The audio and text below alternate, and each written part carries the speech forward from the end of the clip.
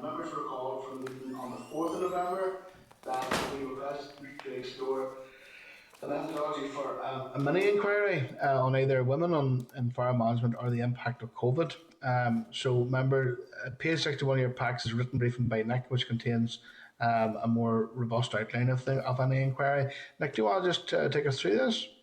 Thank you, Chair. So you recall a couple of weeks ago we had discussed the prospect of undertaking a sort of mini investigation before the end of the mandate, and we discussed two potential options for thematic areas to look at. So the option one was barriers that local women face in respect of farm management, and the second was undertaking an assessment of the needs and issues in rural areas arising from COVID-19. So on page 61 of the packs is a more fleshed out methodology and terms of reference for how either of these could be approached.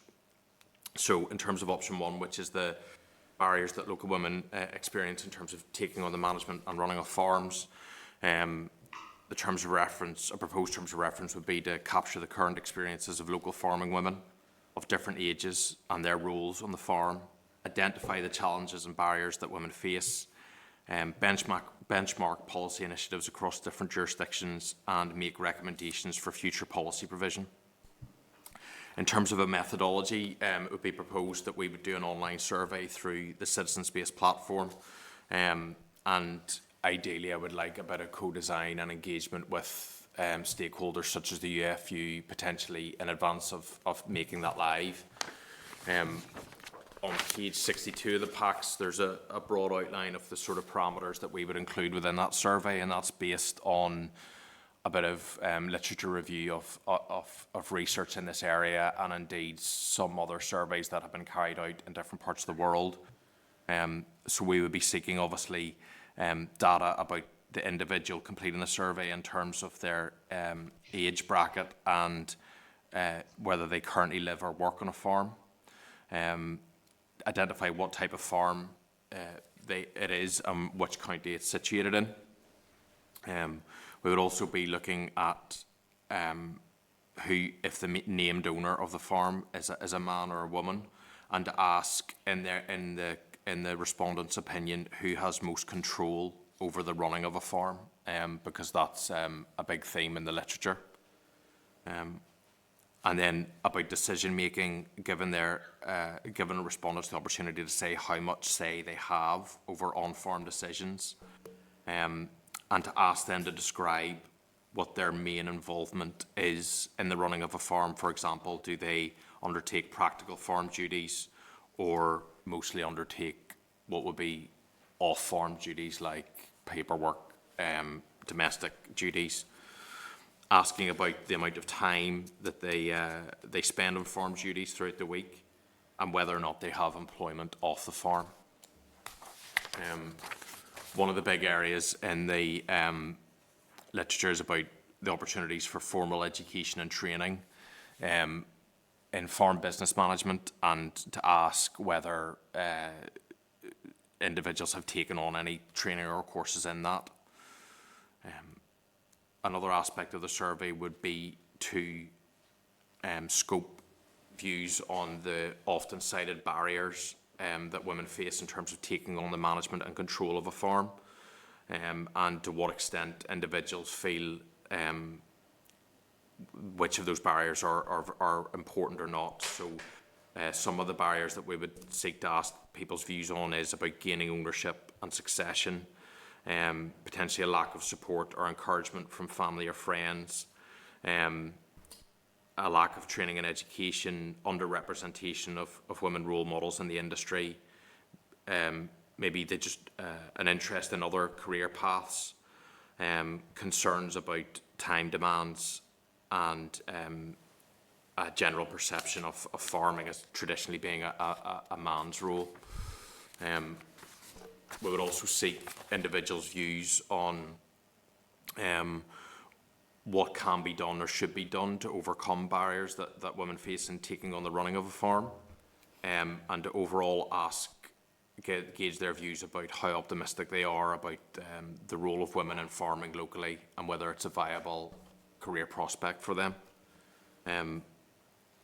In addition to the survey, we could undertake some data analysis to compare men and women workforce numbers on farms in different jurisdictions.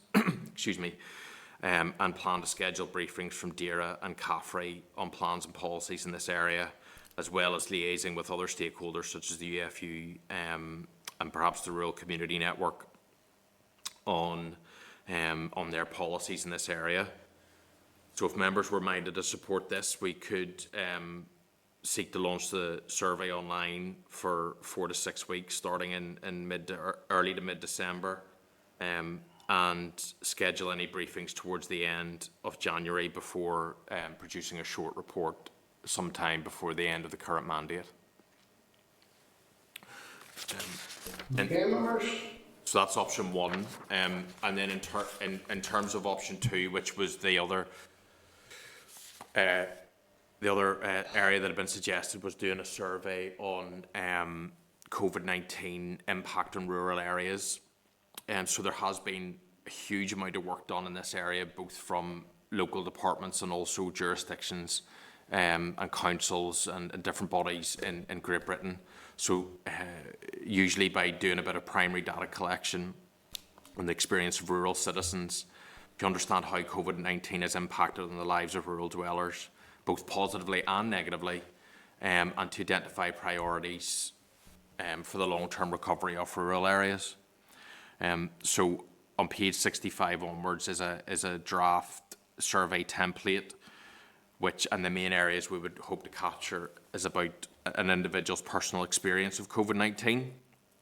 So whether they have experience of having tested positive themselves, had a family member, a friend or acquaintance tested positive.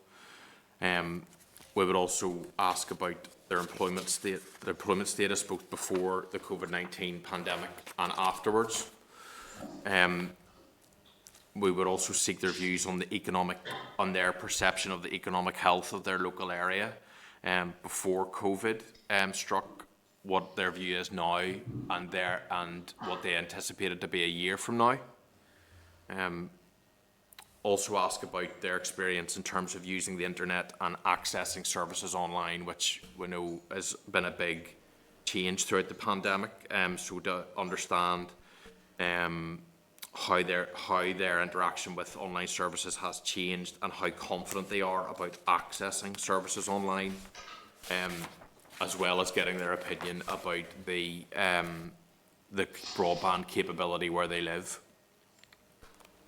On page 67 then we would also propose to ask about the impact on livelihoods, so getting their views on relationships with people in the household, physical and mental health, sense of belonging to a community, access to local amenities, children's education, appreciation and access to green space, as well as how, if at all, COVID-19 has changed their behaviour or outlook on socialising.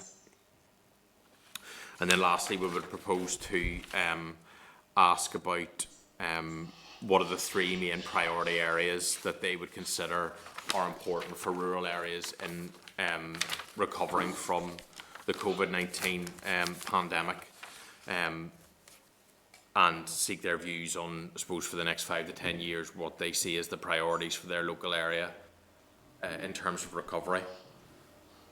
So we could, I suppose, similar timescale to that for the first option, which would be we could launch the online survey ideally before Christmas with signposting through our social media and friendly stakeholder organisations. Schedule any briefings as required towards late January, and again seek to report in mid to late February time. So those are the two fleshed out options, and more than happy, Chair, to take any comments, queries on that, and to seek members' views on which to progress.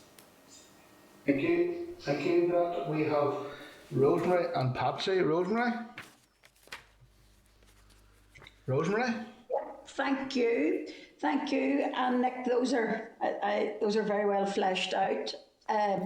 I think you've done a great job there. Look, just one small issue.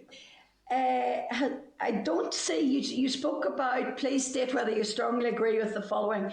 And you have a list of things a woman is treated fairly when it comes to farm succession is one of them there. I'm not sure if you're aware of it, but there's such a thing now as land mobility agreements. And I'm sure those that are involved with agriculture will understand that, where perhaps a farmer is retiring, and he comes into an agreement with another person to take over his farm and farm it. And I'm just wondering how often these agreements are drawn up between the retiring gentleman farmer and a lady coming in to take over the farm. Yeah, thank you. And that's something that obviously, depending on which route of inquiry we go down, that's something that would definitely could be explored as part of inquiry. Yeah, it's called land mobility. Yeah. Yeah. Patsy? Thank you. Thanks very much, Chair. Just a couple of things there. I was looking at that, and based on my own experience with people and working through the office, I'm sure like everybody else online here, just the questions about where were we? The employment status there of this in regard to the COVID-19 impact on rural areas. I formerly employed, temporarily unemployed, claiming universal credit and retired. For me, there's probably one that's missing there, and that's sick/disabled. That could elicit maybe a correlation, or so it could be pre-2019, okay, grand, now not so okay. So is there any chance we could maybe pop that one in there at all, please? And the second issue is just an observation. It's the impact on livelihood, and there's physical health, mental health, that's grand in there. Now, there's provision of services near me, that's grand. But as we all know, the doctors, GPs, practices are provided near me. That's the big problem with some of the practices, getting access to them. So could we maybe just, I don't know how we clarify that, it's maybe provision of and access to services near me. Okay. Thank you for that, Patsy. Claire? Thanks, Chair. Good to see your camera back on. Yes, resolve the technical fault online. Saying nothing. Just in terms of option one there, I think it would be a good one if we're choosing as a committee between either or. And just when we're looking, I know that any of us who were at the UFU AGM panel, we were explicitly asked, I suppose, about the role of women in farming, and would agree that that would be something we could look at. I think that's where that came up from as well. But just on that one, if we do go, I think we need to explicitly approach the likes of Nerwin and maybe WRDA and the women's sector in general to look at that one. So I think the Northern Ireland Rural Women's Network would be probably the lead skills, the lead knowledge holders on that issue, rather than anyone else. So just a wee comment to make on that. Yeah, thank you, Sarah. Very important stakeholders. William? Thank you, Mr. Chairman. I would also agree. I think women in agriculture is very important, have an important role to play in many aspects, and it is more and more acceptable, I think, that I know a neighbour's young girl, full-time working on the farm and very able and very active. So I think it is a role that is well worth having an inquiry into, yeah. No, correct me if I'm wrong here. Am I broadly picking up a consensus here that we'd be looking at the role of women in farm management as part of this mini inquiry? I'd be favourable. Chair, I meant to put my hand up, Chair. Sorry. I totally agree. Yeah, I mean, even that day, remember we had the wee trip out, and the lady was running the farm, helping her disabled father was amazing. Like, so anything to help out anybody like that, I think would be great. Yep, and I'd be in favour. Thank Yeah, you. that was our committee visit to Castle Derrick. Yeah, yeah. In Castle Derrick, Harry. Yep. So it was very enlightening and encouraging to see what a young girl could do. Amazing. Okay, thank you, Chair. Thank you, Harry. So, members, any other comments on that? I think we're already looking at doing a mini investigation into the role of women in farm management. Okay. Nick, do you want to pick up on that in terms of the next steps? Chair, thank you, and members, yes, so I suppose firstly, yes, Rosemary, happy to include a specific question about the land mobility agreements and what, if any, experience local farming women have had of those. So we'll include that within our questionnaire. I suppose my immediate thoughts and next steps are to develop our survey template and link in with a couple of key stakeholders, really just to test that, to see if it's useful, if it's going to capture the reflective experience, and then we would seek to roll that out via citizen space, and I'd probably seek the support of members to promote that survey a bit through video and relevant social media messaging. So I'll keep members updated as to how we go with that, but I would aim to hopefully have that out and live by certainly before Christmas and maybe by the second week of December. Yeah. Could I just maybe make a stake again that I think Nirwan would probably be the best lead stakeholder on that one? Just they would have a huge amount of information, I would imagine, on that already. Just even to ask the questions. Would you what do we know already and what do we need to find out maybe? Thank you, Claire. I'll make touch base with Yeah. you. I think both Nirwan and the UFU, because you have lady members of the UFU too, yeah. Between the two. Thank you. Okay. Yeah. Thank you. Okay. Okay, members, we're going to move on now to item number 8, and that is an oral briefing from the Department on the Research and Development Operational Strategy proposals.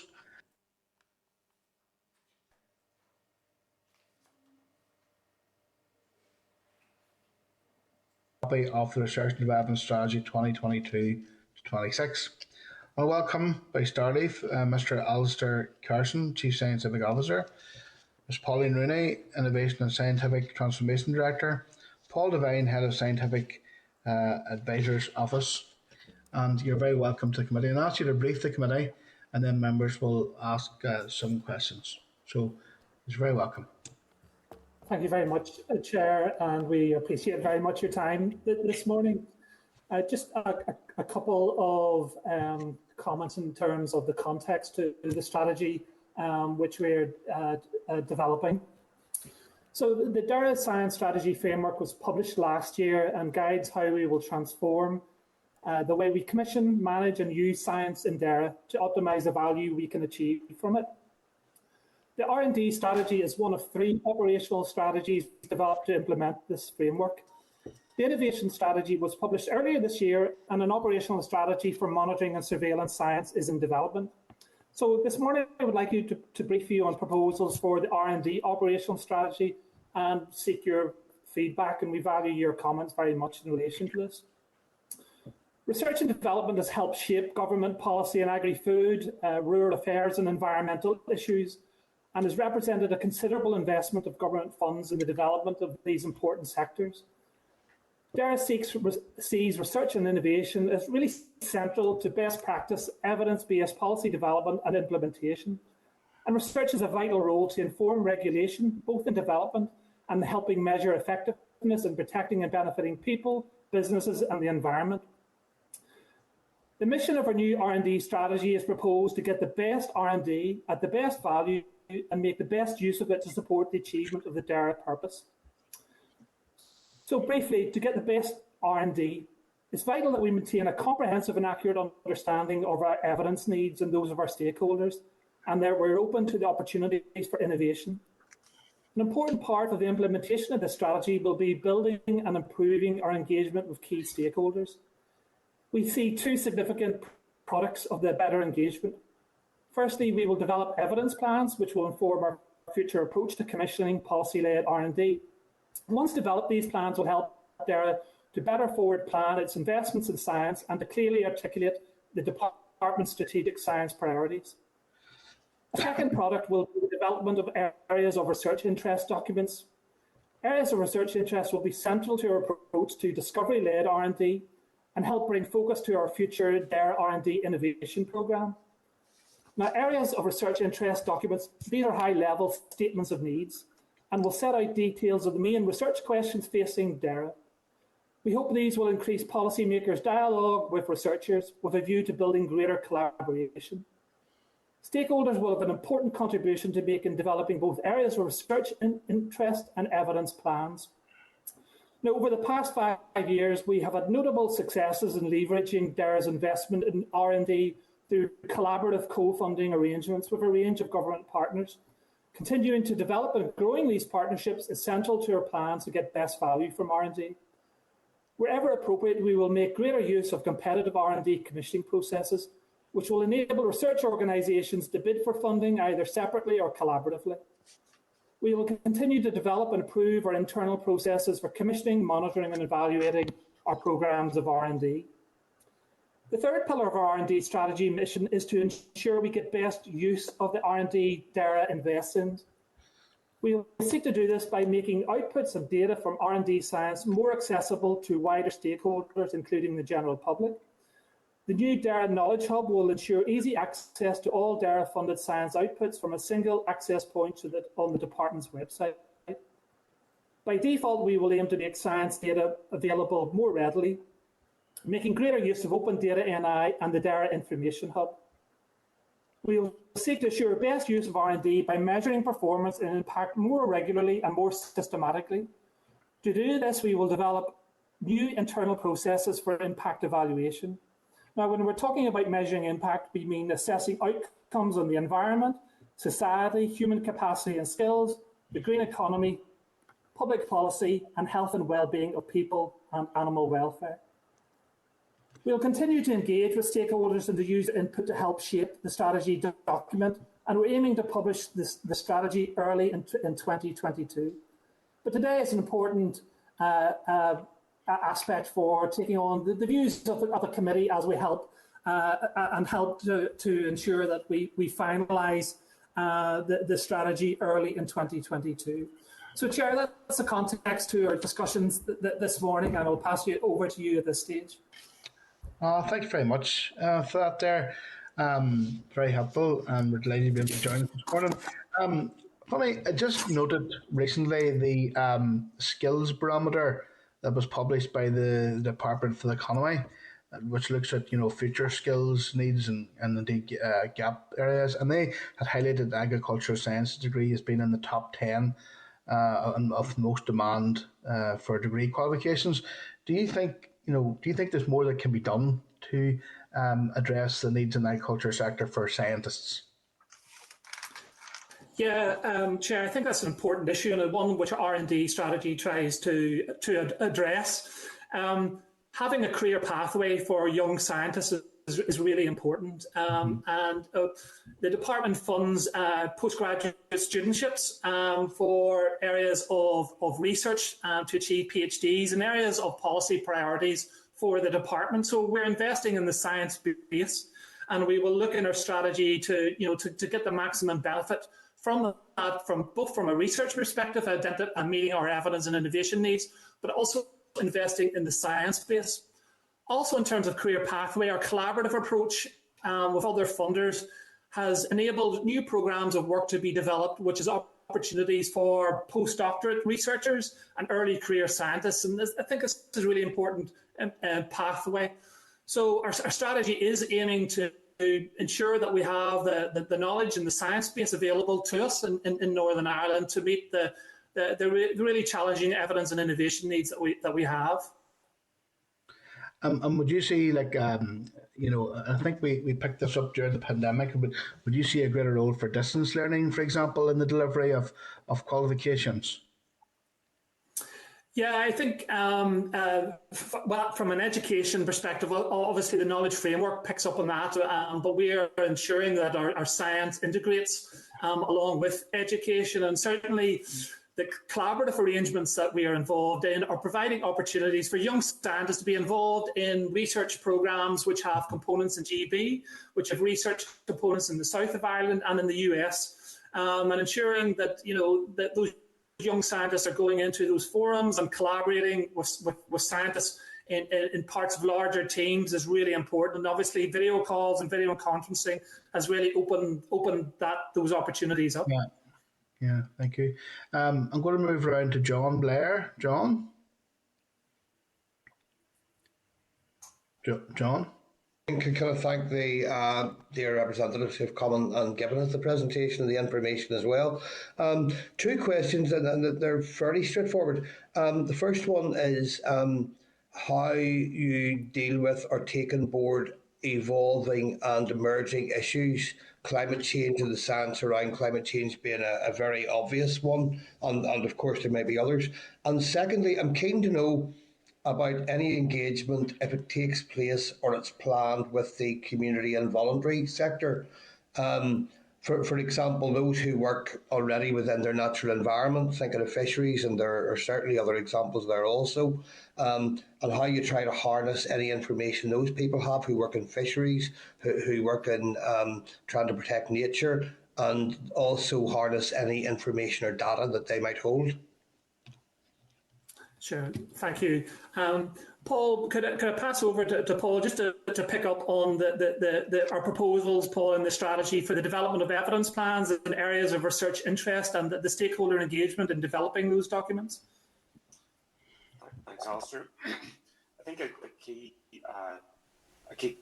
pillar of this strategy is to get the best R&D, and we.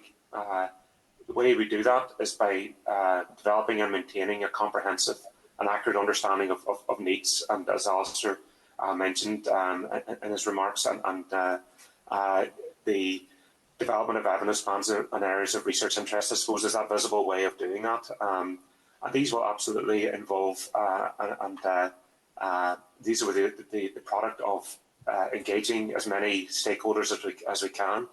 I think in terms of the fisheries sector, natural environment sector, I think what we want is to be able to not just have that engagement, but have products of that engagement. And I think a key feature of our plans in this space is that once these are developed, that they're reviewed regularly, so that they're open and available and transparent, but also reviewed regularly. So in terms of emerging needs around climate change, that we're able to through horizon scanning and seeing what others are doing, look at those opportunities to as a co-funder, but also to benefit from science and opinions as broadly as we can. So I suppose it is that commitment to engagement and to having the products of that engagement visible, accessible, but also updated regularly. Mm-hmm. Mm-hmm. Okay, thank you. Thank you for that, John. And just see when you're online there as well. Do you, have you been playing any part in the whole efforts the department's making towards looking at carbon benchmarking on farms? Yeah, so Chair, we have a greenhouse gas science work stream which cuts across the department and the AFBI as well, the Dara family as well, and we're really trying to coordinate all our research and development and science through that group. And obviously carbon benchmarking, both from getting the evidence, robust data to feed into the national inventories, and then right down to individual farm modelling is part of that work. Overseeing that work and seeing the outputs of the work that we commission to ensure that we have robust data underpinning the work in this area. Mm-hmm. And maybe it's an unfair question or a preemptive question. How close are we moving towards individual farm modelling for carbon benchmarking? Yeah, well, there's a range of tools available for individual farm benchmarking, and obviously they continue to evolve. And from a science work stream, we're involved in ensuring that we commission work where more evidence is required, or new knowledge is needed, because all these models continue to develop and evolve over time. We're actively, in that area reviewing the evidence and commissioning, where we need new science to fill evidence gaps. Okay, thank you. Rosemary. Rosemary. Thank you very much. Thank you for that presentation. I just want to go back to the skills in relation to Department of Agriculture or Department of Economy. You spoke about the agri science being the top 10 courses in Northern Ireland, and that is correct. How much work are you doing also with research in relation to the agri economy, for example, within Lochray? What courses are involved that you're working with within Lochray, Queens and Lochray? Sure. Well, the science strategy framework cuts across all the areas of responsibility for DARE, and likewise the research and development strategy covers right across the piece, and also our innovation strategy. And that covers innovation right across the agri-food space. So obviously engagement with educational and knowledge transfer colleagues in Caffrey and Lochray is really important. So we do commission work in the food science space as well, often collaboratively with other funders. But I guess in our strategy, as we finalise it, Rosemary, ensuring that we have really good, strong linkages between research, education and knowledge exchange is something that we really want to promote and try and really embed in the strategy. And I think it's an important point that you're raising. Thank you. Okay, Patsy?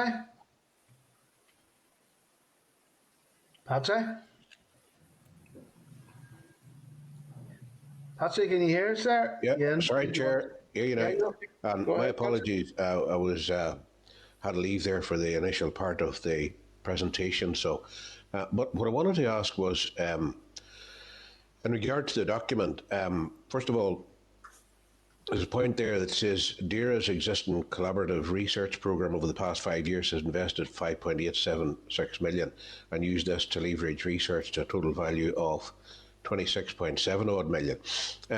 Could you advise me just how much of that was previously EU funding of that extra, say, 20 odd million there? That's the first thing. Now, the second thing is, just forgive me if I find this maybe a wee bit odd in asking this question. There's a commitment there under the competitive R&D commissioning process. DARE will achieve best value by commissioning R&D from the most appropriate providers through greater use of competitive commissioning process wherever appropriate. And DARE will commission R&D transparently and on a competitive basis. The inevitable question is, were you not doing that before? And the follow-up from that would be, DARE will develop a new approach to measuring impact, then the impact evaluation in a more holistic way. Essentially, what does that mean? It sounds, to be honest with you, it sounds kind of grandma and apple pie.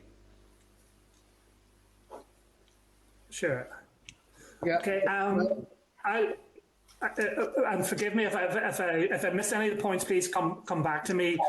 On the first one, in the collaborative funding arrangements, those are funding arrangements which work cohesively with European funded projects, but which are separate from them. So these are collaborative research funding arrangements that we have set up with the Department of Agriculture, Food and Marine in Dublin, with the US Department of Agriculture through the US-Ireland R&D partnership, and a collaborative research programme with Science Foundation Ireland themselves. Now, These are collaborative arrangements which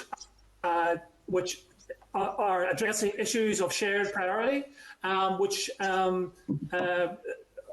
stand aside from the European funded projects themselves, but are part of our overall portfolio.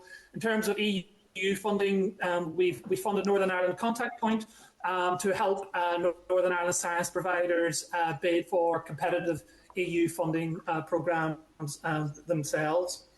On the second one, in terms of competitive funding, again, maybe Paul, would you pick up on that one, please, and then I'll come to the third one on impact. Sure. I think in relation to competitive funding, each of the projects that we, so the majority of our R&D investments currently are with AFBI through a directed programme, and each of those projects is economically appraised, monitored and evaluated through the course of each project. I think when we talk about looking at more competitive funding where appropriate, I think there's a recognition that to get the best R&D that there may be other ways and other providers that we might seek to engage with, and I suppose our experience through the collaborative programme in terms of accessing maybe new disciplines, new capability that we hadn't access to before. So it's maybe a nuance just in terms of what we intend there, but so each of the programme that we have at the minute, each of the projects is robustly evaluated before commissioning. But I suppose this is a commitment to try and access capability that we haven't accessed before, and to create more opportunities for projects and proposals to come forward either separately or collaboratively. So hopefully that addresses the point. Well, can you give me examples of what those might be? Well, I think we gathered evidence in terms to feed into this strategy, and there was a scoping study, which is one of the first products of the Science Transformation Programme, and I think there was a recognition that there were a variety of different approaches to R&D in the predecessor departments which came to form DAERA. And so while there were well-established arrangements for agriculture and agri-food research in DARD, they maybe were less developed in some of the other areas where DAERA has responsibility. And so when we look to try and an approach where we have that holistic and accurate understanding of our needs, I think there are areas where we need to, I suppose, work with others. For example, we see opportunities in behavioural science and social science maybe to access capability more broadly. There is work to do in terms of what those new arrangements might be. So we have established commission arrangements at the minute, but I think what we want going forward is to be able to access that broader capability, and that's the purpose of being more open to competitive commissioning where appropriate. So behavioural science and social science is the areas that you're going for? Those are our areas, and maybe some of the areas on the environmental side as well. Those are made part of our overall portfolio, but obviously, building on our base of science that we have at the minute. So just picking up from what you were saying there, maybe you were trying to be diplomatic in saying it. So are there weaknesses or flaws in the environmental side of things that need to be strengthened up? I suppose from my perspective, I think we have, we have really good capabilities in certain areas, but I suppose a country of our size and the nature of science and the complexity of some of the questions and problems that we have to resolve, I think we would recognise that there is international expertise that we'd like to be able to access through collaborative projects. So again, there's a sense of when there are opportunities to get the best R&D, that we need to maybe adjust our processes to enable us to try and access those. Yeah, thank you for that. Just there's one other thing. Why is that qualified, that bullet point, wherever appropriate, DAERA will commission R&D transparently on a competitive basis? Why is that qualified by wherever appropriate? I suppose this is a nuance in what our intention is as well. The focus of this strategy is to, I suppose, to inform or to put us in a better space in terms of an accurate and informed understanding of our needs. And I think when we understand our needs, then we look at the best way to address those needs. And it might be that it's a new R&D project. It might be that it's more surveillance work or monitoring surveillance work. So I suppose it's form following function. So it's wherever appropriate means that we will decide once we're armed with that understanding of what our needs, what the most appropriate way to address those needs are. All right, but that what it means is, as I read that, wherever appropriate would mean to say that transparency and competitiveness would just qualify in that. I think our commitment is to be transparent and open, and I suppose. All right, so it's maybe just the whatever way that's worded. That's not intended to dilute the transparency or open or competitiveness. Certainly not. No. All right, okay, thank you. Now, just to get back, sorry, Chair, for labouring this. So the original question is none of the 26.774 million is of EU source. No, that's correct. Those are all are from funding arrangements with DAFM and US Ireland and Science Foundation Ireland. That's the funding partnerships that are involved in those programmes of work. That's grand. Okay, thanks very much indeed now. Thanks, Chair. Okay, no problem. I would like to thank the officials for joining us here this morning. Really appreciate that there. Paul, Pauline, Paul and Alistair, thank you very much for that, and we'll be seeing you again, hopefully in the future. Thank you very much for your time and your comments. Much appreciated. No problem. Have a nice day. Thank you now. Bye-bye. Thank you. Bye-bye. Okay, members, we're going to move on now to item 9. It's a written briefing from DAERA on the Avian Influenza Prevention Zone. It's at page 40 of your table packs, a written briefing from the department. It gives more details about the Avian Influenza Prevention Zone that was introduced on the as a precautionary measure due to identification of cases that have a HPA H5N1 strain. The strain has been detected in wild birds in 4 locations across Ireland, including on the banks of Lough Foyle. It's ever very likely that it is present here in the wild bird population. 8 cases have been found in Britain, with first identified in Worcester. In response, authorities have introduced disease control zones at affected premises and have undertaken culling and preliminary cleaning. With respect to the local situation, there have been no confirmed cases as yet, and the latest veterinary risk assessment considers the risk to domestic poultry to be low, with the enhanced biosecurity measures that will be put in place by the prevention zone. The need for poultry housing is being kept under constant review. DAERA continues to engage with industry and colleagues in respect of the potential trade implications of the outbreak. And I read over the report, and members are free to maybe suggest questions. This is a written briefing, obviously. Members are free to send in or raise questions that we want to send to the department, which we'll send by correspondence. But our members are content. I just took a wee read through the report myself, and there's a couple of things if members are content if we could ask the department on. One of them being what's their assessment of the level of risk with biosecurity measures in place, and in the event of any strain of the influenza, is there possibility of looking at the compensation packages to cover poultry farmers, and given the fact that these diseases know no borders, and we've seen that in the past, what level of engagement is there with DAFM in the south? Those are certain 3 things that jump out at myself, which I think we should be asking the department, if that's okay, Nick. If members have anything else they want to raise as well. Okay. Nick, are you okay with those? If you could take note of those 3 issues? Chair, certainly yes, we'll correspond with the department on those. Okay. Members okay? William? Yes, Mr. Chairman, influenza is very nasty disease and can be very expensive to her flock owners. I think the cost of disposal also can be very expensive. Yeah. So I think it is important that we do ask the questions around possibility of some help from government in relation to that. Yeah. Yeah. Thank you for that, William.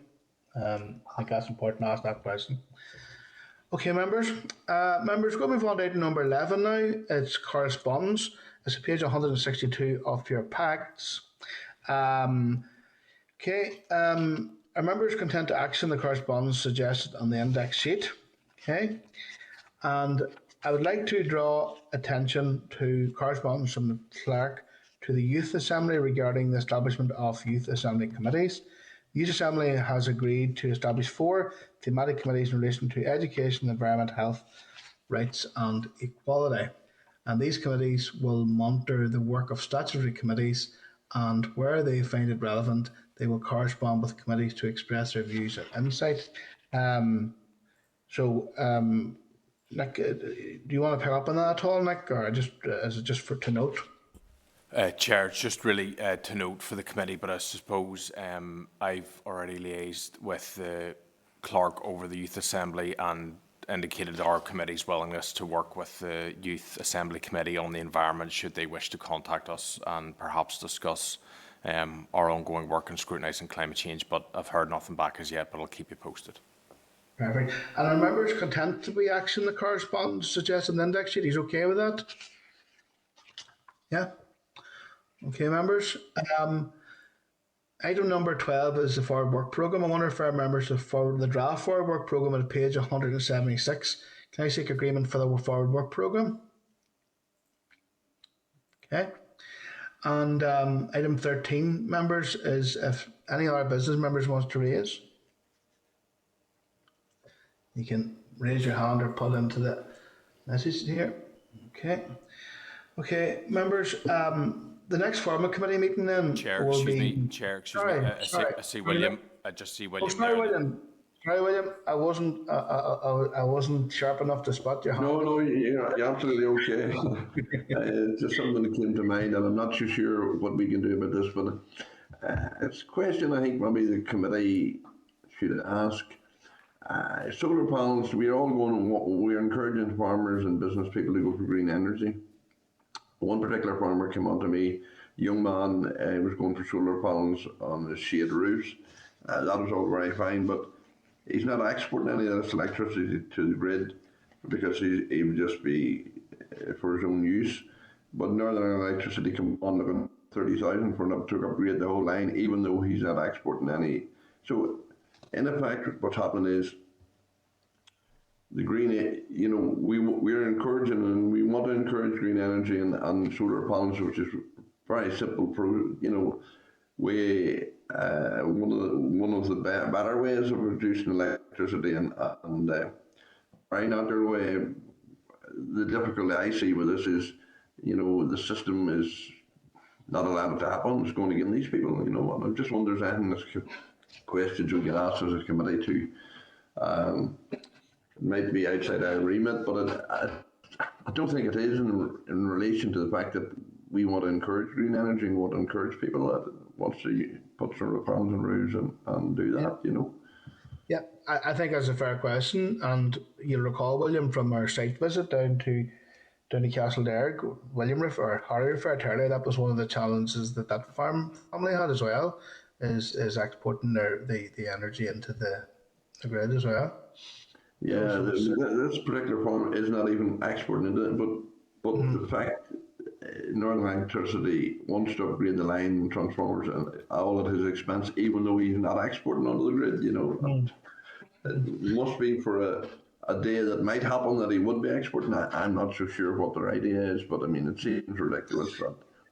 I think on one hand we're trying to encourage something, and on the other hand we're discouraging, I think that's a fair thing to make representation to NIE about that there. Yeah, I think so. You got that, Nick? Chair, yes, indeed. We'll take a note of that, and correspond perhaps in the first instance with the Department for the Economy and direct the query to them. Okay. Okay. Thank you for raising that, William. Okay, members. So,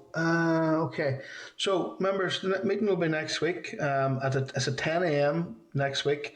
A hybrid meeting streamed on the Assembly website. So we're stay online for a wee second, but we're going to close. And thank you for attending this morning. Thank you for anybody who joined us online. Thank you. Nick, you let us know when we're closed. Committee room 30.